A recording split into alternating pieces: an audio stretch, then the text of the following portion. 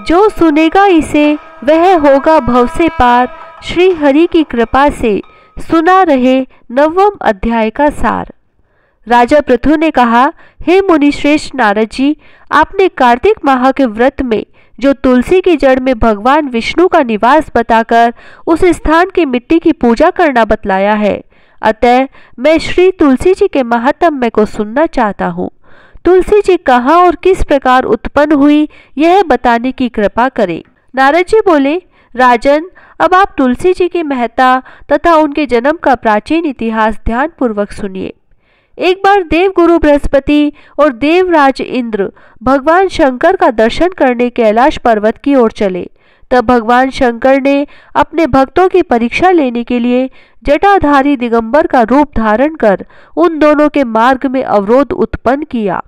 यद्यपि वह तेजस्वी, शांत, लंबी भुजा और चौड़ी छाती वाले गौर वर्ण अपने विशाल नेत्रों से युक्त तथा सिर पर जटा धारण किए वैसे ही बैठे थे, तथापि उन भगवान शंकर को न पहचानकर इंद्र ने उनसे उनका नाम व धाम आदि पूछते हुए कहा कि क्या भगवान शंकर अपने स्थान पर है या कहीं गए हुए हैं।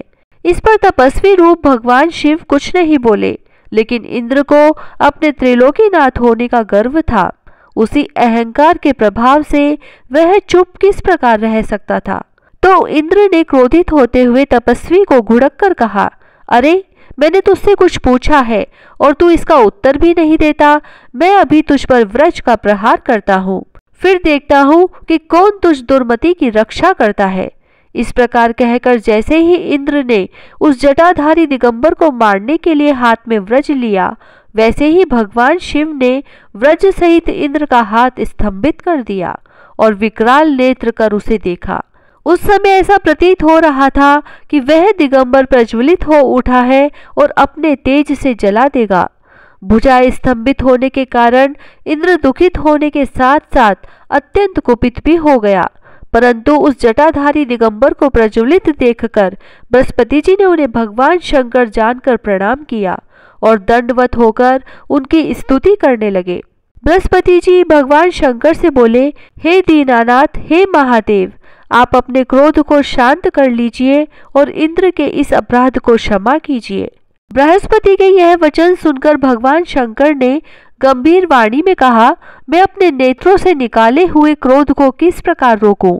तब बृहस्पति ने कहा, भगवान, आप अपना भक्त वत्सल का नाम सार्थक करते हुए अपने भक्तों पर दया कीजिए। आप अपने इस तेज को अन्यत्र स्थापित कीजिए और इंद्र का उद्धार कीजिए। तब भगवान शंकर गुरु बृहस्पति से बोले, मैं तुम्हारी स्तुति से अत्यंत प्रसन्न हूँ। तुमने इंद्र को जीवन दान दिलवाया है। मुझे विश्वास है कि मेरे नेत्रों की अग्नि अब इंद्र को पीड़ित नहीं करेगी। बृहस्पति से इस प्रकार कहकर भगवान शिव ने अपने मस्तक से निकाले हुए अग्निमय तेज को अपने हाथों में ले लिया और उसे क्षीर सागर में डाल दिया। तत्पश्चात भगवान शंकर अंतर्ध्यान हो गए। इस प्रकार जिसको जो जानने की कामना थी उसे जानकर इंद्र तथा बृहस्पति अपने अपने स्थान को चले गए। ओम नमो भगवते वासुदेवाय। कार्तिक महात्म्य में 9वां अध्याय समाप्त। जय श्री राधे। कार्तिक की कहानी। 2 सास बहुएं थी।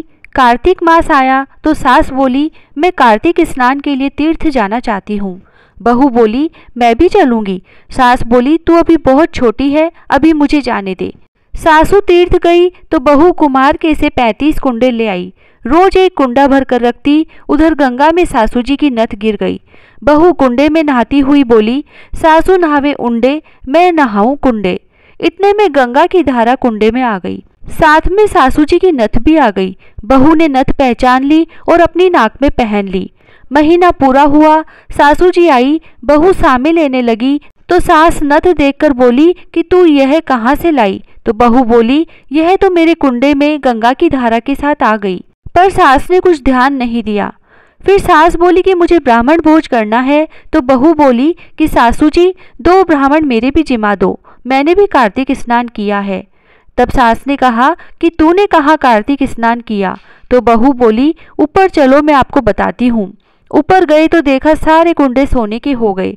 बहू बोली, मैं रोज कुंडा भरकर रखती और सुबह जल्दी उठकर नहाती और उल्टा करके रख देती। तब सासू जी बोली कि बहू तू तो बहुत भाग्यवान है जो साक्षात गंगा जी तेरे पास आई। तूने श्रद्धा और विश्वास से कार्तिक स्नान किया तो भगवान ने तुझे फल दिया।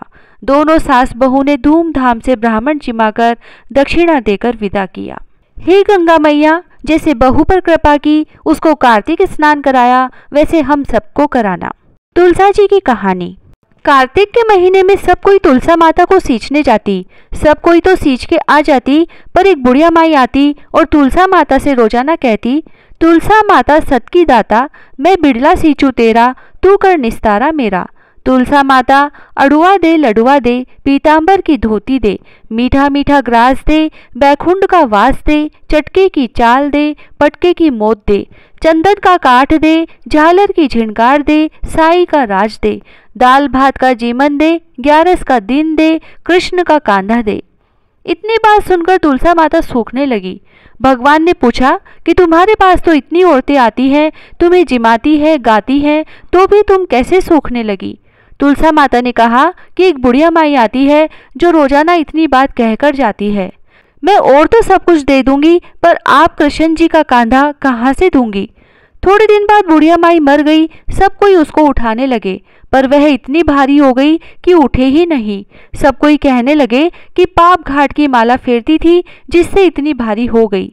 भगवान बूढ़े ब्राह्मण का रूप धारण करके आए। सबसे पूछने लगे कि इतनी भीड़ क्यों हो रही है? सब बोले, एक बुढ़िया मर गई है, पापनी थी, इसीलिए किसी से नहीं उठती।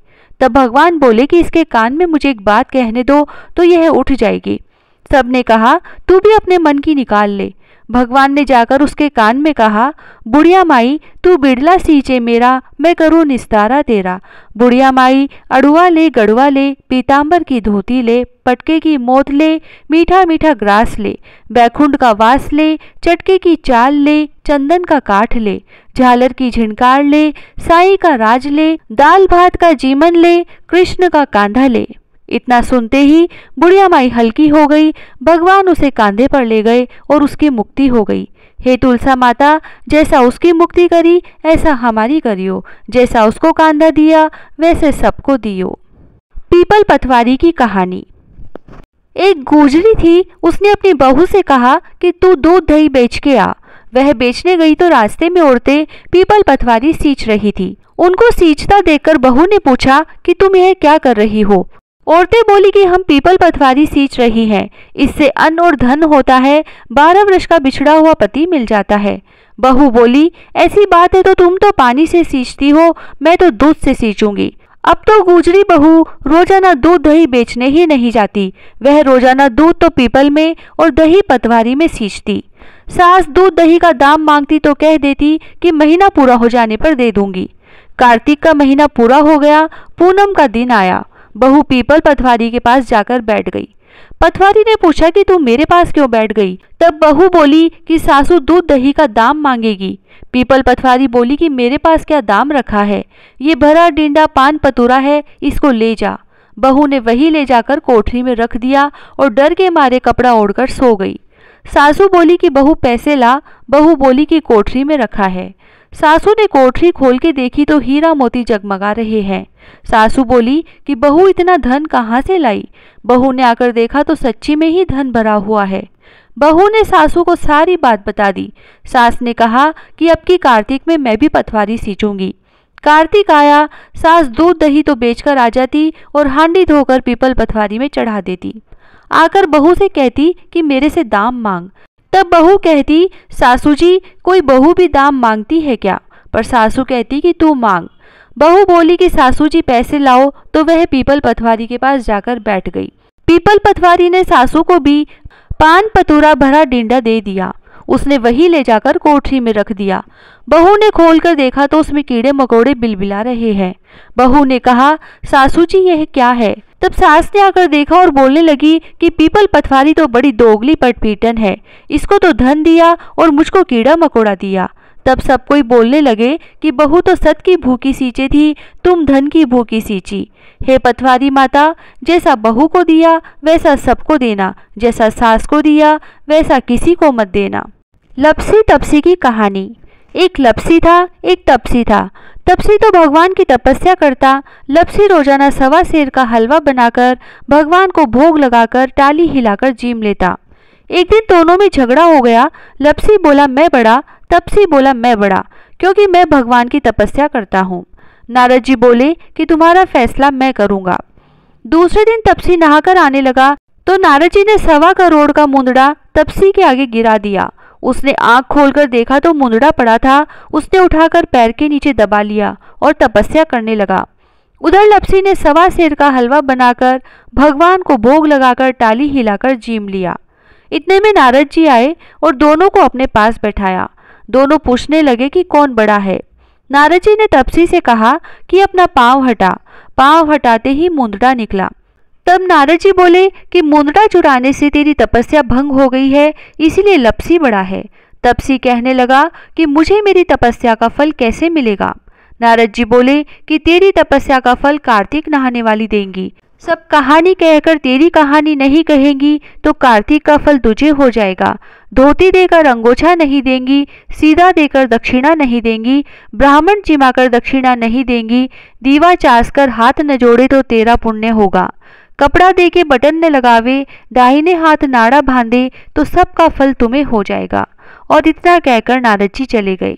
लपसी को फल लपसी ने हो जो, तपसी को फल तपसी ने हो जो, माँ की कथा कहानी को फल माँ ने हो जो। विनायक जी की कहानी। एक बुढ़िया माई थी, वह मिट्टी के गणेश जी की पूजा करती थी। वह मिट्टी के गणेश जी रोज बनाती, रोज गल जाते। सामने एक सेठ का मकान बन रहा था तो वह वहां जाकर बोली कि पत्थर का गणेश बना दो। मिस्त्री बोले जितने में हम तेरा पत्थर का गणेश गढ़ेंगे उतने में अपनी दीवार न चीनेंगे। बुढ़िया बोली कि राम करे तुम्हारी दीवार टेढ़ी हो जाए। अब उनकी दीवार टेढ़ी हो गई। वो बनावे और ढा देवे, बनावे और ढा देवे। इस तरह करते करते शाम हो गई। शाम को सेठ आया और उसने कहा आज कुछ भी काम नहीं किया। तो मिस्त्री कहने लगे कि एक बुढ़िया आई थी, वो कह रही थी कि मेरा पत्थर का गणेश गढ़ दो। हमने नहीं गढ़ा तो उसने कहा कि तुम्हारी दीवार टेढ़ी हो जाए। जब से दीवार सीधी ही नहीं बन रही।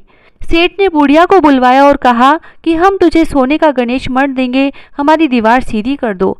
सेठ ने बुढ़िया को सोने का गणेश मंडवा दिया और सेठ जी की दीवार सीधी हो गई।